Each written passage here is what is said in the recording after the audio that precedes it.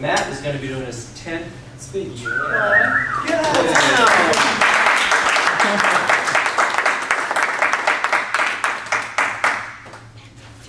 I've always liked to hear Matt speak. He's so comfortable up here, and I finally figured it out is because he's been in a band.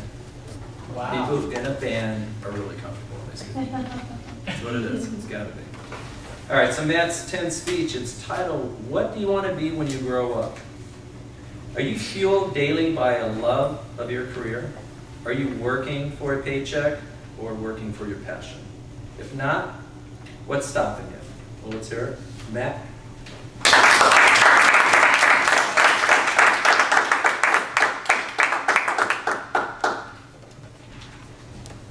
There was a young man in high school, and his teacher asked him, "What do you want to be when you grow up?"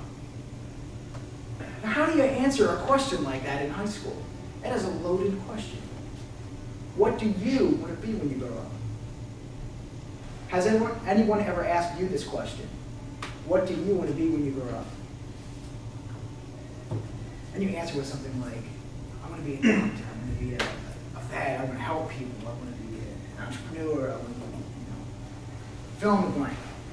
We all want to be something. And this young man didn't know what he wanted to do. So he took the advice of his parents, his family, and friends, and went to college. And after 4 years, he had a really nice degree in the law. And he started working with that degree and using it, thinking, this is what I should do. And gradually he worked and worked and worked. And he realized one day that he was in the wrong career. Fellow Toastmasters and honored guests, if you haven't guessed it by now, this story is about me.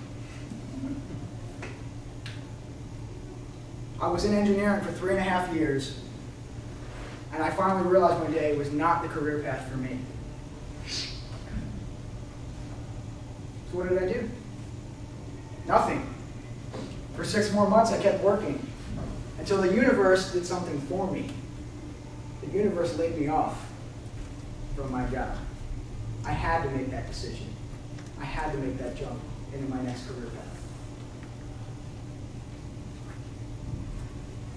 I was laid off for 13 months.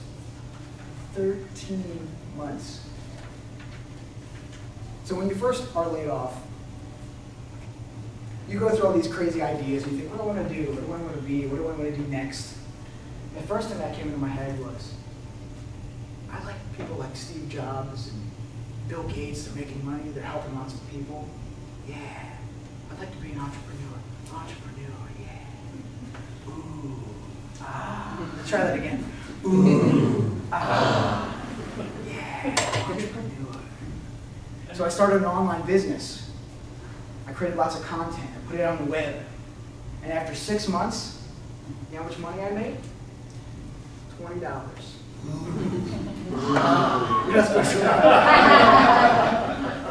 Not a lot of money. But I was excited because I knew it was possible. I knew I could make money online. But it wasn't going to pay my bills. And I was still in that mindset of, how am I going to pay my bills? How am I going to get this paycheck? The same mindset I had when I decided to go into engineering for my first career. So I said, well, let me keep this going, but I'm going to set it aside for now because that's not going to pay the bills. But, well, what else can I do? At the time, I was reading books like Rich Dad, Poor Dad, and Warren Buffett, Donald Trump, all these investors. You picture them sitting on their yacht in their nice plush chair, smoking their pipe. Oh. Investor, yeah, that would be cool, investor. Ooh. Yeah, investor. I had 2 Vanguard accounts, and I was like, yeah, I can invest my money. Get in, get out real quick, go to Wall Street, that'd be great.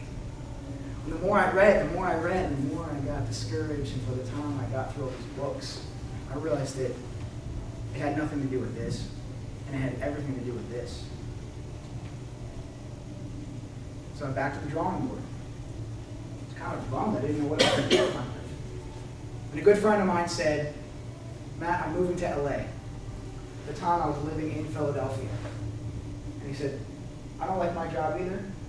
Let's start over. Let's move to LA. Let's make a change. Now let's recap real quick. I'm laid off. I paid $100,000 for an education that I'm not using, and I'm living with my parents. The decision was pretty easy.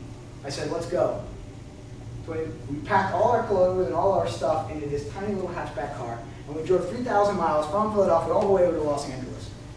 When I got there, I realized I had brought those questions with me. What am I going to do? What am I supposed to do now? And then I found Toastmasters. Ooh. And then I thought to myself, wouldn't it be cool to be a public speaker? Whoa! Ooh! Ah! So I went down this road of public speaking. I kept coming to Toastmasters groups, and I was inspired by it. And the first time I stood up to speak, I realized that I wasn't afraid to do this anymore. It was inspiring. It was coming from here. It was a passion. I was looking for a paycheck here. I was looking to share. I was looking to be creative. I was looking to give a speech just to share something and be around like-minded people. So what I'd like to do is ask yourself right now, are you working for a passion, or are you working for that paycheck? Now, a few select people may be working from their passion solely, and I commend you for finding that. It's a good place to be. But this speech is not for you. It's for everyone who's in the room who is kind of working from their passion, but they mostly work for that paycheck. I'm going to have a few points for you. I know there's a few people that work just for that paycheck. And maybe once or twice a year you go out and you enjoy yourself and you do something passionate that you're passionate about. These 3 points I'm going to make are exactly for you. So listen up.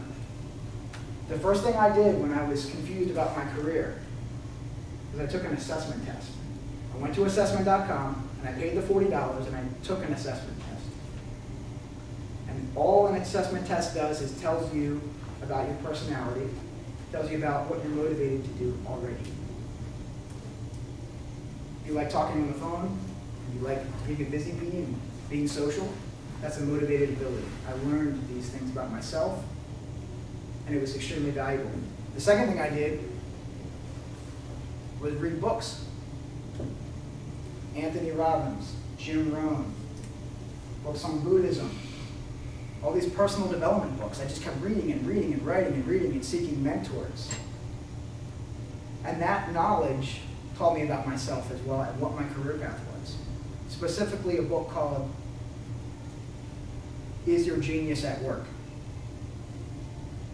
And the third thing I did, I'm going to tell you a story to explain this third point.